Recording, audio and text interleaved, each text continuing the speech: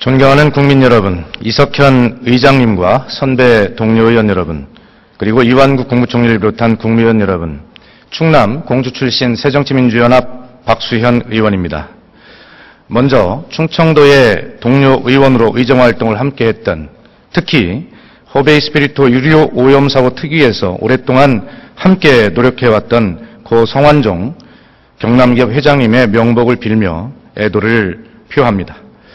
먼저 총리 나와주시죠.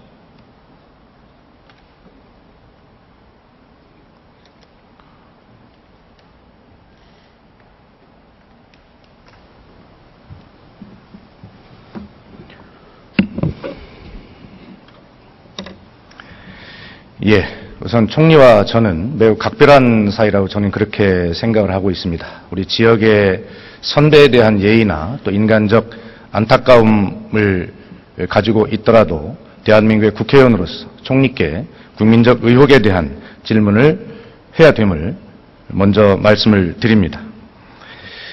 잠시 전에 새누리당의 대책회의에서 이런 것이 결정이 되었다고 보도가 되고 있습니다. 이완구 총리부터 수사하라. 유승민 원내대표가 발표를 했습니다.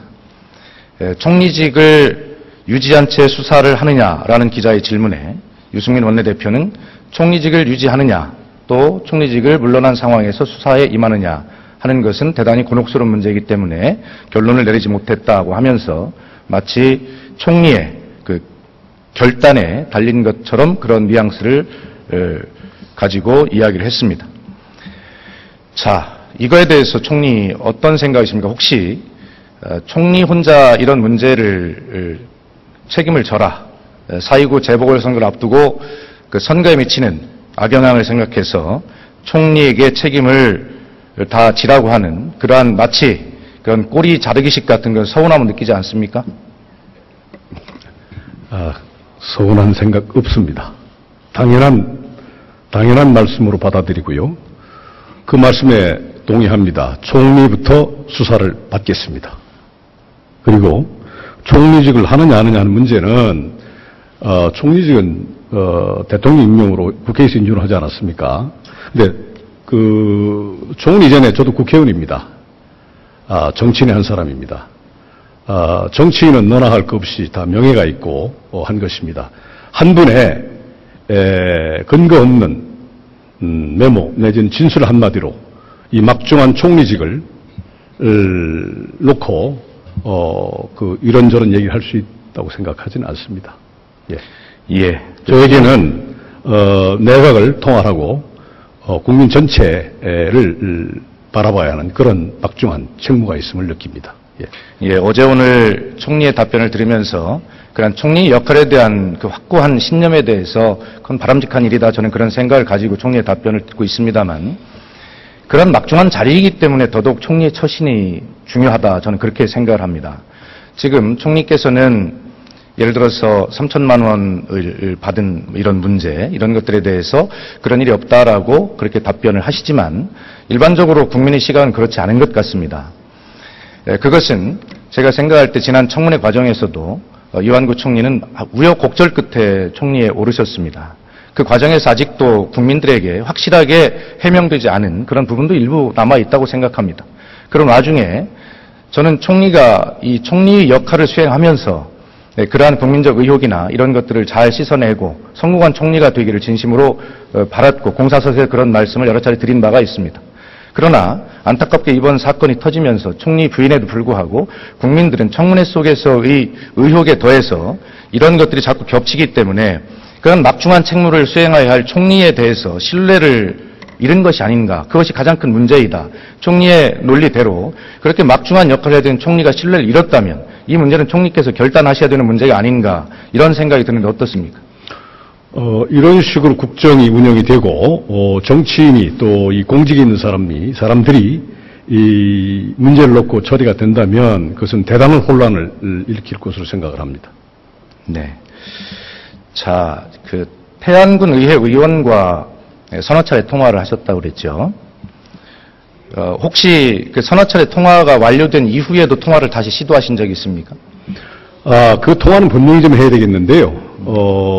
어젯밤 저도 몰랐습니다. 8시 MBN 뉴스를 보면은 총리가 순수하게, 그래서 제가 좀 알아봤습니다만, 총리가 순수하게 전화를 해왔는데, 본회의장에서 그렇게 곤욕을 치르는 본이 안타깝다는 그런 취지 얘기였습니다. 그 인터뷰 내용은 순수하기라는 말을 하고 끊어져서 네. 그 뒷말이 무엇인가 했는데, 저는 제가 개인적으로 지사할 때 군의 의장이었던 분이기 때문에 통화를 해서 제 이름을 검역을 그분이 했다 하니까 당연히 그건 전화해서 알아보는 거 아니겠습니까? 지금 신문 보자마자.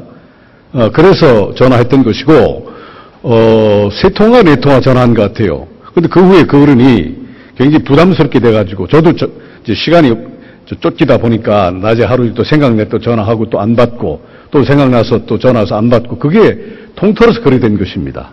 자, 국민은 그렇게 생각하시는 것 같습니다.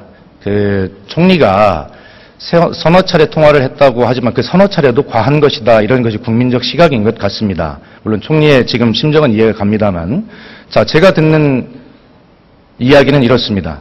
총리가 전화를 했을 때 그 태안군 의회 의원이 총리께 답할 문제가 아니라 검찰에 가서 이야기할 문제다. 이렇게 이야기를 했다는 내용과 그 다음에 전화를 하지 말라고 했는데 계속 전화를 했다. 이러한 이야기를 듣고 있는데 어떻습니까?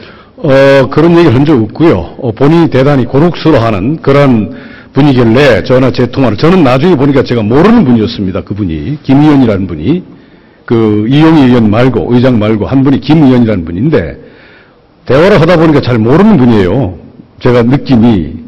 그래서 굉장히 곤혹스럽게 답을 하길래 전화 더 이상 안 했습니다. 예, 모르는 분이길래. 한 통화인가 두 통화로 끝났을 겁니다. 자, 알겠습니다. 그럼 한 가지 확인하겠습니다. 혹시 그 15번의 전화 시도와 통화 중에 문자 메시지를 받은 적이 있습니까? 그분들을 하고요. 예, 그 태안군 의회 의원에게 그 통화 중에 문자 메시지로 무슨 연락을 받은 게 있습니까? 문자 메시지, 그분이 저한테, 그러니까, 그분이 저한테 예. 염하는 중이니까, 네. 염을 하는 중이니까, 전화 받을 수가 없다 하면서, 무슨 뭐 그런 문자를 받은 적이 있어요. 그쪽에서 전화를 저한테 문자를 그러니까 주셨죠. 그 태안군 의회 의원이 문자로 네. 이렇게 총리에게 지금 네. 염을 하는 중이니 네. 전화를 하지 마라라고 하는 내용을 분명하게 그렇습니다. 전달했는데 네. 그 이후에도 계속 전화를 했다는 것입니다. 그건 모르겠습니다. 예. 자, 어쨌든 그 태안군 염하는 중이니까 염이 끝나면 전화하라는 그 그런 의원은 뜻으로. 총리 네. 전화를 쉽게 이야기하면 좀 곤란하게 대단히 곤혹스럽게 그리고 받았고 또 그런 기조를 유지하고 있는 것 같은데 어쨌든 총리께서 검찰 수사를 받게 되면 그 문자 메시지 정확한 내용이 어떤 것인지 이런 것들이 이제 밝혀지리라고 보고요. 일단 그 사실관계만 우선 확인을 하는 것입니다. 지금 말씀드릴 수 있습니다. 염하는 중이니까 전화를 받지 못한다. 나중에 진실은 밝혀지겠죠. 그런 취지의 얘기입니다. 문자 메시지 내용이. 예. 자, 예, 어쨌든 총리께서 충청 총리로 충청인들의 그 많은 지지를 받고 총리에 오르셨습니다. 어쨌든 가장 중요한 것은 거기에 보답하는 길은 모든 것에 정말 솔직하게 잘못된 것이 있으면 잘못된 것이 있는 대로 그렇게 국민께 보고드리고 또 용서받을 일이 있으면 받고 하는 것이 그러한 사랑에 대한 보답이고 총리의 처신에 합당한 길이다. 저는 그렇게 생각하고 이 문제를 가장 빨리 해결하는 길은 바로 그 길밖에 없다. 저는 그렇게 생각하는데 어떻습니까? 이분의 녹취록을 보면 인간관계로 모든 것이 해결된다는 말씀을 하셨습니다. 신뢰관계, 인간 간의 신뢰관계 그런 거 아니냐. 마치 상대와 상대 간에 딜을 한다고 하는 그런 뉘앙스를 풍기는 말씀인데 저는 그렇게 생각하지 않습니다.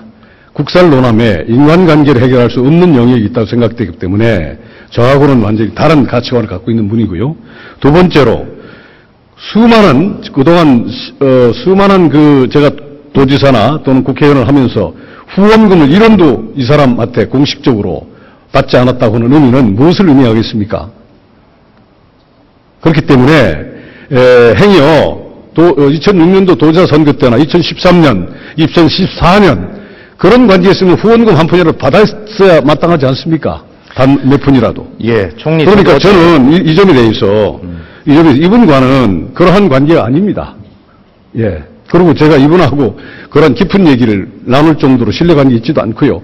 또 의원님 잘 아시지 않습니까? 같은 충청권 의원이니까. 제가 성완종 의원과 인간적인 그런 속 있는 소리를 할 수 그런 관계 아니라는 건 잘 알고 있지 않습니까? 무슨 인연이 없지 않습니까? 성완종 공과. 자, 그렇기 때문에 네. 어제 저희 당내에서 네. 어떤 회의를 하는 중에도 제가 그런 발언을 했습니다. 고 성완종 고인과 그다음에 총리와의 관계는 송사 관계도 있었고 그런 것이기 때문에 자칫 부부 사이에 금품이 수수가 됐다거나 이럴 가능성이 없을 수도 있다라고 제가 그렇게 총리 입장을 대변하기도 했습니다. 그런데 저- 오늘 아침에 경향신문에 그 기사를 딱 난 걸 보고 정말 인간적으로 너무 실망스러웠습니다. 의원님 이렇게 생각을 안 합니까? 이분이 전체적인 맥락을, 녹취록의 맥락을 보면 대단히 원망 섞인, 그리고 마치 제가 대한민국 사정 1호라고는 가당치도 않는 말씀까지 하십니다. 저는 잘 아시다시피 수년 전에 내사를 1년 당했던 사람입니다.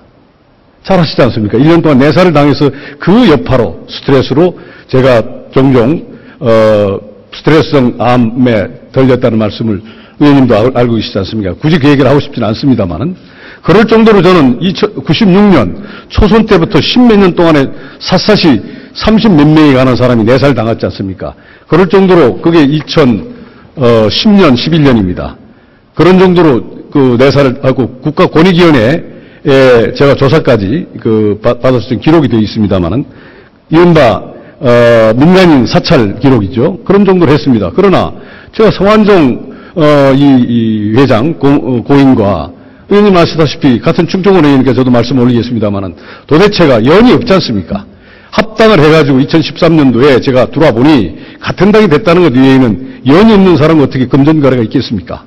그리고 한 푼이라도 후원금이라도 받았다면 그건 뭐 있을 수 있느냐고 보겠는데 2013, 2014, 2006년 한 푼의 후원금도 공식적으로 받지 않았는데 어찌 이분과 돈 거래가 있을 수 있겠습니까?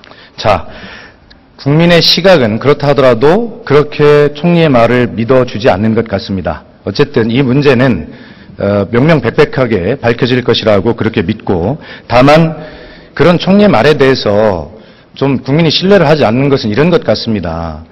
저는 참 안타깝게 총리께서 왜 지난 대선 때 그런 지원 유세를 다니셨는데 왜 그걸 기억을 못 하셔서 안 했다고 하신 겁니까? 아니, 실제로 그 그렇습니다. 말씀은 예. 지금 이게 결국은 이 돈 얘기가 대선 때 돈을 줬다는 얘기 아닙니까? 저는 저 정도의 정치적 비중이 있었다면 저는 중앙당에서 활동을 해야 될 사람입니다.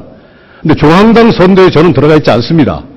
다만 충청권 명예, 그것도 명예자를 붙어가지고 명예선대위원장으로 당에서 발표를 했는데 그 의미는 사실상 선거활동을 제가 몸 때문에 못한다는 걸 증명은 아니겠어요. 의원님도 아시다시피 지난 2012년도 제가 그 몸이 부어가지고 얼굴이 퉁퉁 부어서 활동 못한 거 아시지 않습니까? 다만 12월 달에 의원님 아시다시피 12월 그 법정 선거운동이 시작돼가지고 병천을 어디 가서 한 몇 번 유세 한번 해주고 그 나머지는 유세장에 가서 이렇게 서 있기만 한 사실인데 그것을 12년 대선에 관여가 됐다고 볼 수는 없는 문제죠.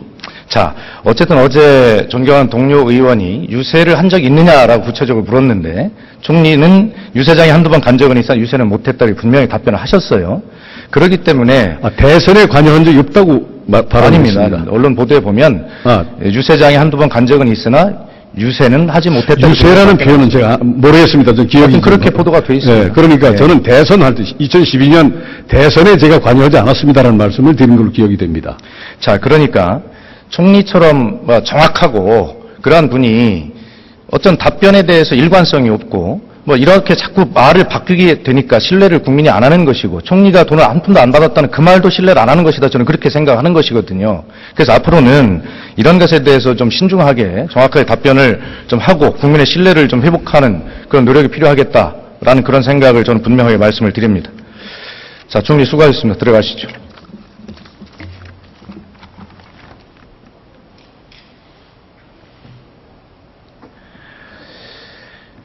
자, 다음은 정부의 대1 외교 정책과 통일 문제에 대해서 질문을 드리겠습니다. 동북아시아의 한반도에 자리 잡은 작은 나라 대한민국이 생존하고 성공하기 위한 국가적 과제는 준비된 외교와 통일에 있습니다. 통일이 대박이다라고 하는 박근혜 대통령의 말씀은 우리 민족이 반드시 이루어야 할 지상 명제가 통일이라는 점에서, 그리고 민족 통일은 세계 속의 한반도 시대를 실현하는 지름길이라는 점에서 틀린 말은 아닙니다. 그런데 문제는 이 생존을 위한 외교와 성공을 위한 통일 대박, 이것이 말로만 그칠 것이 아니라, 수사에 머무를 것이 아니라 준비와 실천이 제대로 되고 있느냐 하는 것이 저는 핵심이라고 생각을 합니다. 먼저 외교부 장관 나와주시겠습니다.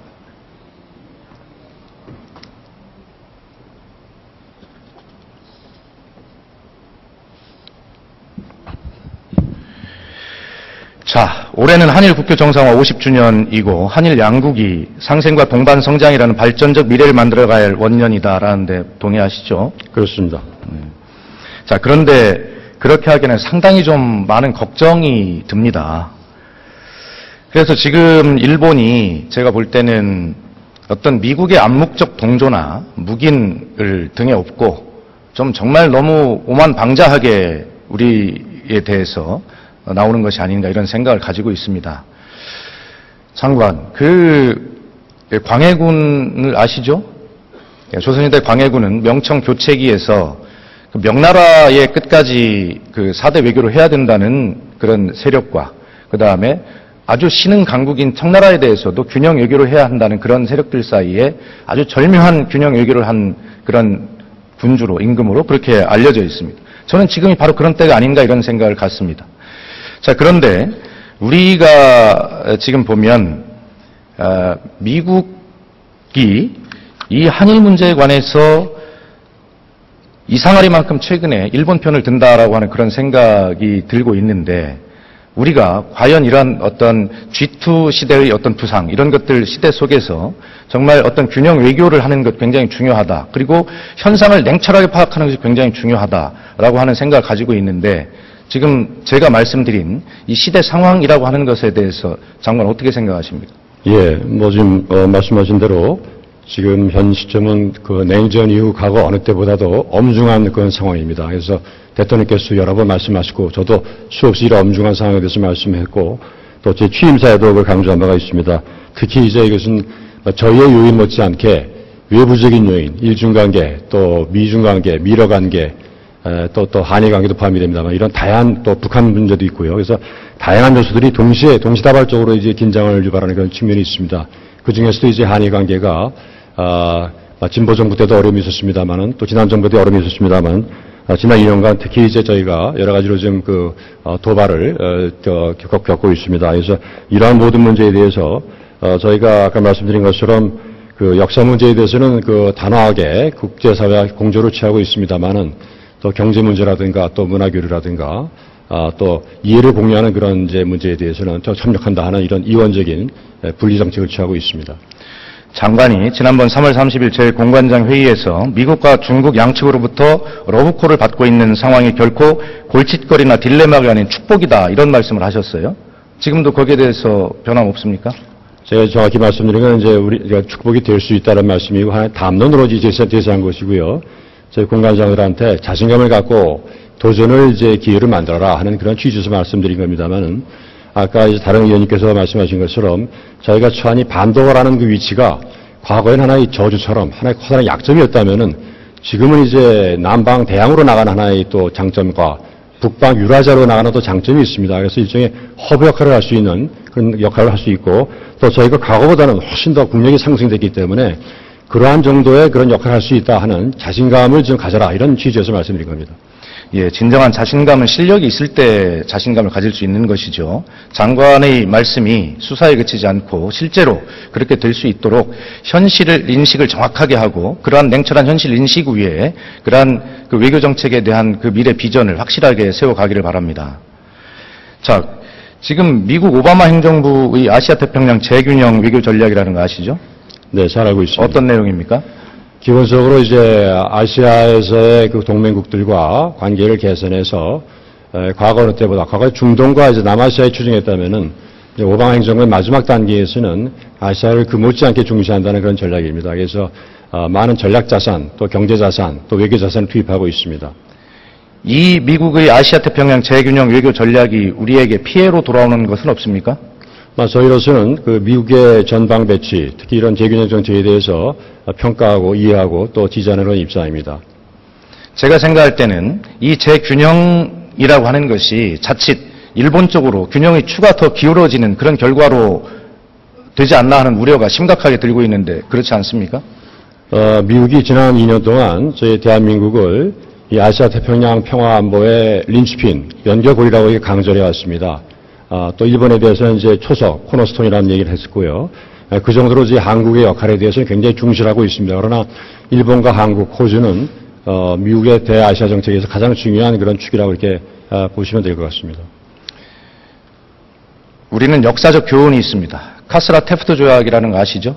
잘 알고 있습니다. 자, 고종 황제께서 세계 만국 평화 회의에 이준 열사 등을 파견해서 우리 외교권을 박탈한 일본의 침략 행위에 대해서 항거하고자 했지만 그걸 뜻을 이루지 못했어요.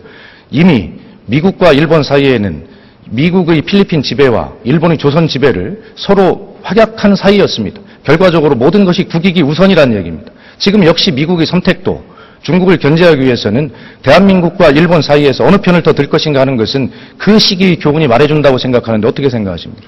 예, 저희 그 국내 일각에서 한미 동맹 관계와 미일 동맹 관계를 일종의 제로섬적인 관계로 보는 시각이 있고 또 한미 동맹 관계와 한중 관계를 또 역시 또 제로섬으로 보는 시각이 있습니다. 그러나 저희 정부의 정책은 이러한 두 가지 그런 그 중요한 관계들을 다 조화롭게 발전시키겠다 이런 입장을 갖고 있습니다. 걱정스럽습니다. 웬디 셔먼 국무부 차관 발언을 보면 정치 지도자가 과거의 적을 비난함으로써 값싼 박수를 얻는 것은 어렵지 않다. 일본의 과거사를 두둔하는 발언으로 읽히는 대목입니다. 또 4월 7일 날 일본을 방문한 데니얼 러셀 미 국무부 동아태 차관보도 아베 총리 위안부 발언에 대해서 두둔하는 발언을 했고 8일 일본을 방문한 카터 미국 국무부 장관마저도 과거의 긴장이나 지금의 정치보다 한미일 협력이 중요하다. 한마디로 한일 과거사 문제는 뒤로 미루자 일본 편을 들어주는 것입니다. 확실한 대책이 필요합니다. 이런 발언들에 대해서 어떻게 생각하고 있습니까? 예, 뭐 저희도 그런 오해를 살 수 있는 발언들이 있었기 때문에 즉각 확인되었습니다만은 모든 경우에 있어서 미국 측의 발언은 다소 자기네들의 의도와는 달리 좀 보도가 됐다 이렇게 얘기를 하고요. 또 구체적으로 또 해명해온 내용도 저한테 알려줬습니다. 그리고 이어서 이제 국무부 대변인 논평이라든가 성명을 통해서 지금까지 미국이 취해온 그런 역사 문제에 대한 입장은 전혀 변함이 없다. 그러면서 작년에 오바마 대통령이 방한했을 때 밝혔던 그러한 그 인식을 다시 또 되풀이하면서 한일 관계 개선을 위해서도 계속 자기의 노력을 하고 있다 이런 얘기 덧붙였습니다. 자, 마지막으로 장관께 위안부 할머니들 문제에 대해서 한 가지만 묻겠습니다. 교황 프란치스코 교황께서도 위안부 할머니들을 만났습니다. 박근혜 대통령께서 이 위안부 문제를 확실하게 해결해야 된다라고 지난 4월 2일 날 펠로시 미국 민주당 원내대표 예방을 받는 자리에서 이렇게 말씀을 하셨습니다. 상황 인식은 하고 계신데 교황께서도 만나는 위안부 할머니들을 대통령께서 그런 의지가 있다면 왜 만나주지 않으십니까? 예, 뭐 저는 항상 가능성을 열어놓고 계시다고 생각합니다. 자연스럽게 그런 시기가 올 것으로 저는 보고 있습니다. 그러니까 그 자연스러운 시기가 대통령께서 말씀하신 대로 90세 이상 고령자에서 시급하다라고 그렇게 말씀을 하고 계신데 언제 자연스러운 시기가 옵니까? 네, 그런 문제의식도 저희도 다 갖고 있습니다. 장관께서 그 문제를 정확하게 대통령께 잘 건의드리고 이 문제를 적극적 의지를 가지고 국민들께 정말 감동스러운 마음으로 그런 아픈 국민들을 안아주시는 그런 대통령의 모습을 보일 수 있도록 그렇게 확실하게 잘 보좌하시기 바랍니다. 알겠습니다. 들어가십시오.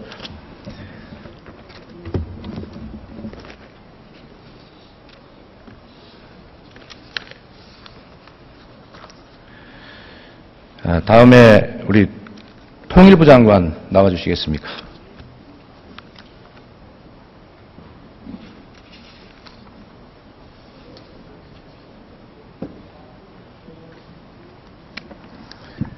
남북 경제 교류 협력에 대해서 한 가지만 묻겠습니다.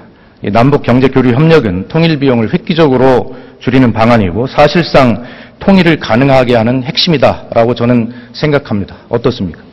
예, 의원님 말씀에 동의합니다. 자, 그렇다면 이 남북 경제 교류 협력을 맡고 있는 오이사 조치 해제 이거에 대해서 어떤 생각입니까? 오이사 조치는 오전에도 말씀드렸지만 기본적으로 그 북한의 책임 있는 조치가 있어야지 해제할 수 있다는 입장이고요. 다만 오이사 조치 자체가 남북 간의 교류 협력을 막기 위한 것이 아니고 북한의 잘못된 행동에 짚고 넘어감으로써 장기적으로 더 안정적인 교류 협력을 만들기 위한 그런 조치라고 생각을 합니다. 북한이 지금 우리 정부가 요구하고 있는 그런 책임 있는 조치를 하리라고 보십니까? 일단 북한은 거기에 대해서 부정적인 입장이지만 정부는 국민이 납득할 수 있는 책임 있는 조치를 이끌어내기 위해서 지속 노력을 할 것이고 또 지금 오이사 조치가 진행 중인 상황 하에서도 가능한 협력은 민족 동질성 차원에서 지속한다는 입장입니다.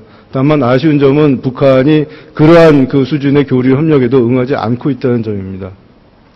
북한을 대화의 장으로 끌어들이는 노력이 절실하게 필요한 시점이다. 저는 그렇게 보고 있습니다. 그리고 오이사 조치 해제는 경색된 남북관계 개선을 위한 첫 번째 조건이다. 이렇게 생각하고 있고요. 다만 지금 장관께서 말씀하신 대로 그 아주 물밑 접촉이나 대화들을 지속적으로 해서 북한이 사실상으로 이 오이사 조치 해제를 할 수 있는 책임 있는 조치를 하지 않을 거라는 건 우리가 잘 알고 있는 거 아니겠습니까?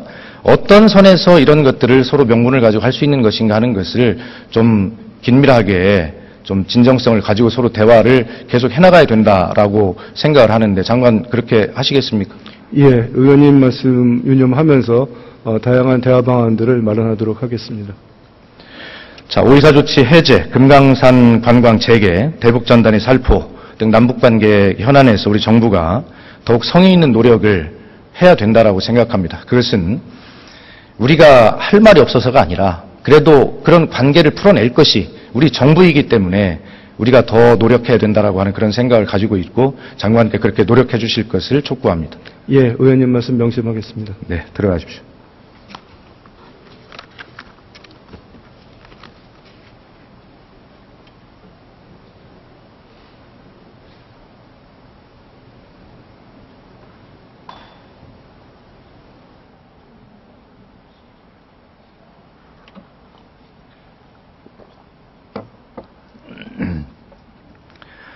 존경하는 국민 여러분, 선배 동료위원 여러분, 그리고 이완국 국무총리를 비롯한 국무위원 여러분, 역사를 잊은 민족에게 미래는 없다. 단재 신채호 선생의 말씀입니다.